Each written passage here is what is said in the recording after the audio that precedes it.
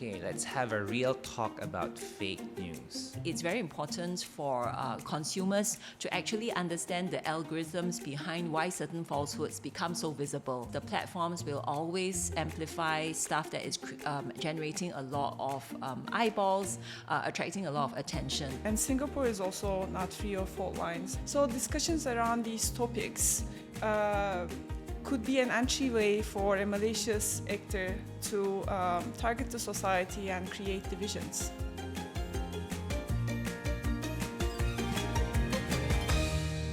So, how has the rise of GenAI changed the way we consume information? So previously, when you put in a search term in Google, you will have to navigate 20, 30 pages, go through each website, see how it answers your question, whether you feel that it is a partial answer, whether it comes from an authoritative source. So every single website that you went into, you were exercising your skills of evaluation. Now, all the answers come nicely summarized at the top. And it creates a phenomenon that scientists call cognitive offloading, that basically we are not having our brains do the thinking, we are offloading all these cognitive abilities, all these cognitive exercises to the technology. It robs us of the opportunity to assess content for ourselves. To some extent, it certainly will make us lazy, and it will also make us engage in more of these shortcuts as we seek information and process information. Do we know where does AI get the answers that it then summarizes for us? So to be fair to the platforms, they actually do put the hyperlinks in the summaries. So it will summarize something and then it will indicate the source. So you can actually still exercise the due diligence yourself if you want to. But can we trust all the information that AI summarizes for us? Prof. Sansan made a good point in saying that you can also do your homework. And we kind of have to still do our homework because AI can still hallucinate. It can provide us with misleading responses to some questions. And its sources may be misleading as well. So it's really important to click on those resources that are highlighted in the response. So just to give an example, I have a friend who is a technology reporter, and he was writing a report about the change of privacy laws in Singapore. And he did a search, and the GenAI summarized it, and he was struck by one of the summary points. It said this particular legislation was agreed to by the upper and lower houses of parliament. And he was struck by that because Singapore has no upper or lower house of parliament. Yeah. So then he clicked on the original link, and then he realized that it cited Malaysian legislation. And so the GenAI had basically, blended together facts from Singapore and Malaysia, even though his original question was just about Singapore. Against the backdrop of that, I'm wondering how should governments approach the use of GenAI and the content that's derived from it?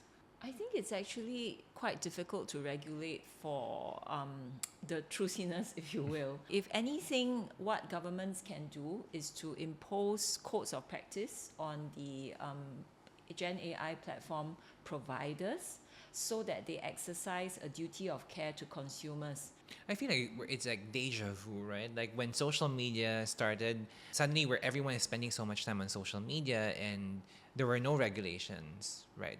Prior to that. I mean, there were community standards, of course, but these were initiatives by the individual platforms.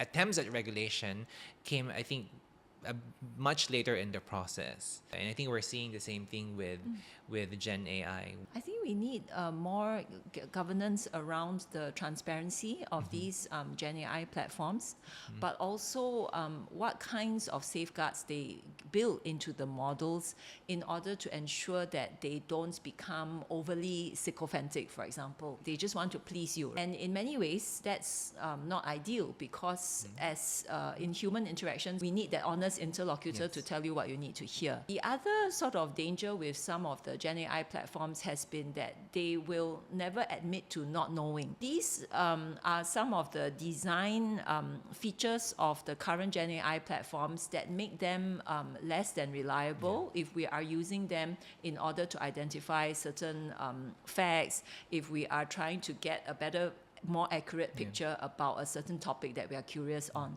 Yeah. Some of my students, what they do is they give the same prompt to different AI tools and then compare the this is also- responses. I think what this also shows me is that we may be looking at potential, another form of digital divide when it comes to Gen AI, where you have a group of people who are quite mindful of how they use it, and they use it in a way that complement their own original thinking, and in that way they actually benefit. But then you might also have a group of users who'd be like, oh, this is so easy, I'll just outsource everything, okay, summarize everything for me, and that might be at the expense of learning. I think there is a concept of human in the loop when you're using AI, that ultimately the human has to be the one to exercise the final judgment as to whether the AI tool has delivered. Of course, I recognize that not every user is, the most digitally savvy, but I think it's important for us to recognize that there are tools out there that we can use to check the accuracy of information produced by GenAI platforms. I think that's important because the information we get from Gen AI shouldn't be considered as gospel truth, right? Because at this point, the platforms are also not very transparent with how they're training their algorithms. So back in the days when we depended on news organizations for the source of information, it was a completely different era, it seems, although we've been through that ourselves as well. But I'm also wondering how journalism and the business of journalism changed with these technological developments. So now that you can get your news in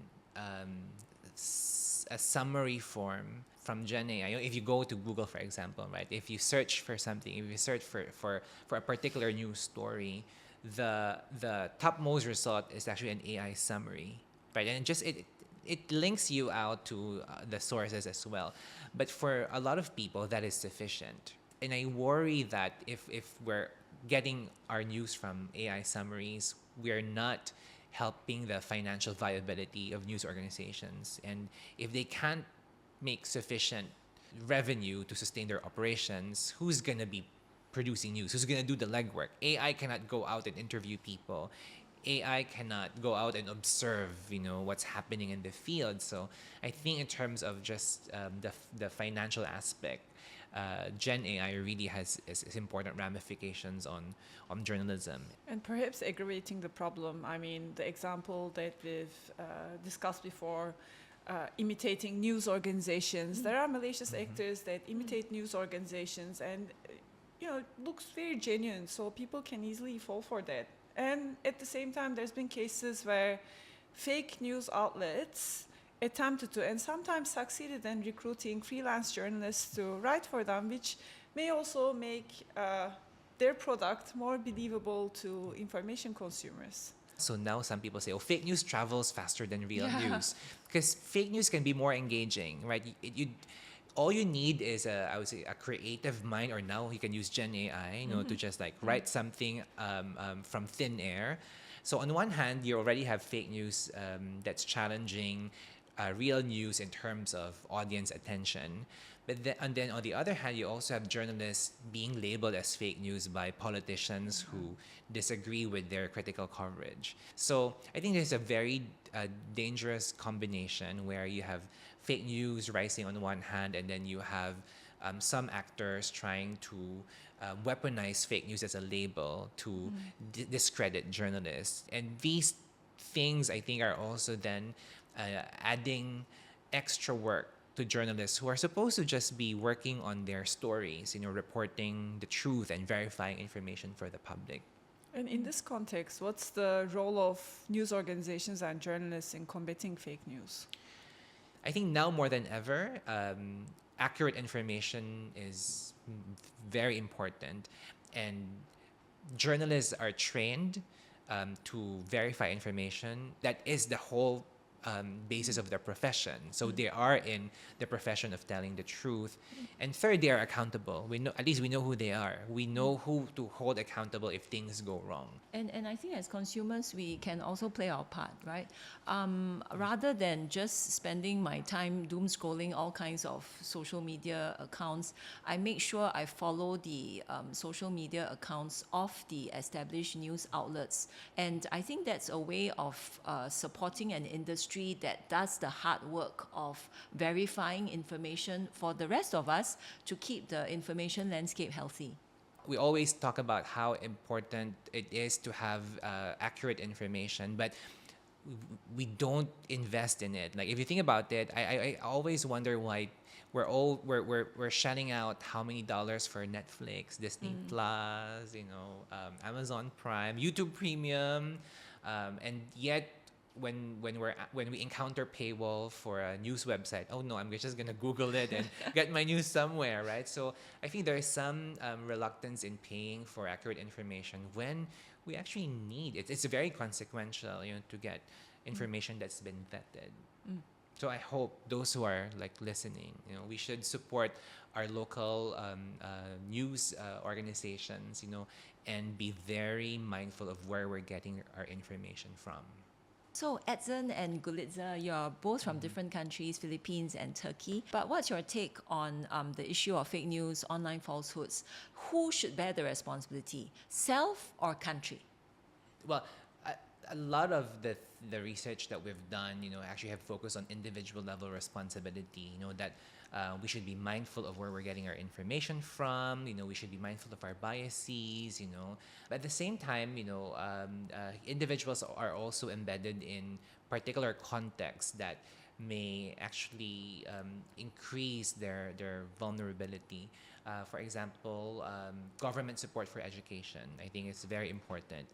Providing access to media literacy training. That requires resources, and is something that governments should do. And I also come from a context where some of the disinformation we see are actually coming from government sources or from politicians who are in positions of power and who actually should be the ones in charge of protecting the public from such disinformation. So I think while we expect a lot from individuals, we need to empower them. And I think a large part of that should come from the government. That's a really good point in terms of empowerment, especially for media literacy training. Yeah. So in Singapore, for example, we have the Media Literacy Council, provide many resources to help people. There's also the National Library Board with the SURE campaign. And I'm curious to hear from you, Guli, what's your take? One of the points that we also raised in our discussion was that technology is evolving so quickly. We're playing catch up all the time. One of the important things is probably that when governments take action, and this is being discussed by different experts in the field as well, there has to be studies conducted on policies and regulations that have come out. Update them when there's a big technological change, and at the same time also study them to see if they're actually effective. Just to wrap up our discussion, we've spoken at length about so many facets of fake news, but I would love for both of you to leave our audience with some actionable takeaways on what they should do if they should encounter fake news. Well, first is if you encounter fake news, if you suspect it is fake, then say something. If you have the time and the capability to verify information, then do it and say something if you see something suspicious online. And two, I think we need to be mindful of our social media habits, right? Instead of just spending all our time on social media, we should also support those who are in the profession of providing the public with accurate and verified information. I think we've covered it really well, but just want to say, as many others say, breathe, take your time, do your research, make sure that you know what you're circulating before you actually circulate it. So you've heard a range of fantastic tips from the entire panel, and certainly in our hyper-connected world, it's important for all of us to keep our digital literacy skills up to date. Do check out different resources such as the Media Literacy Council's website. And we wish you all very productive online explorations.